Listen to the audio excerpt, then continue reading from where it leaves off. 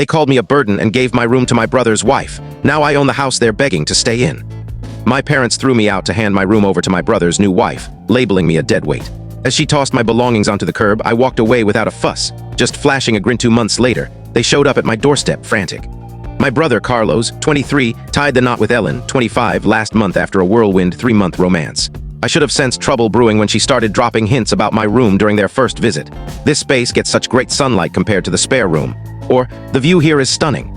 I never imagined my own parents would actually boot me out for it. Yesterday, I got home from work to find Ellen stuffing my stuff into trash bags while my mom, Rhonda, stood by the door, watching. Not boxes, literal trash bags.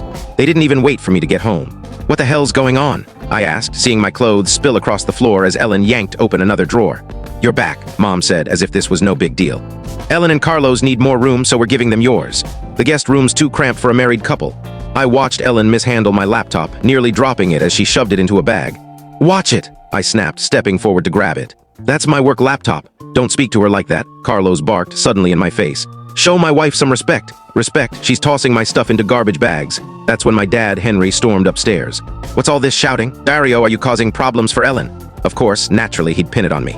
It's been this way since Carlos was born. He's the golden boy who can do no wrong, and me.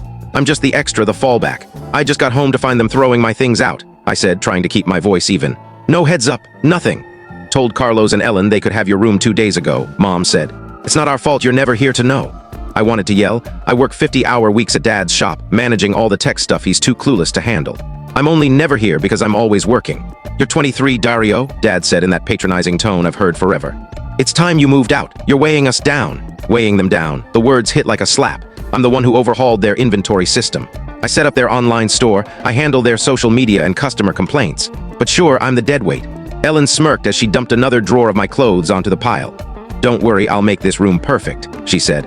"I'm thinking lavender walls. It'll look way better than this gloomy color." I looked at my room, my haven since I was 5. The deep blue walls I painted at 16. The custom desk I built last year. The shelves I installed for my books and gaming rig, all about to be covered in lavender, but something inside me shifted. I felt oddly at peace. "Fine," I said, starting to gather my scattered clothes, folding them neatly into the bags.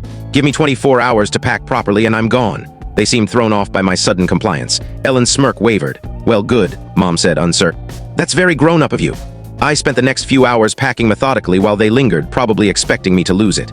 But I stayed calm, carefully sorting my things, making sure to take everything I owned, including the desk and shelves I'd paid for my friend Mackenzie's letting me stay at her place. We can't share the full story in this short video. Click the link in the description to watch the complete story. For more videos like this, don't forget to subscribe to our channel and give this video a like.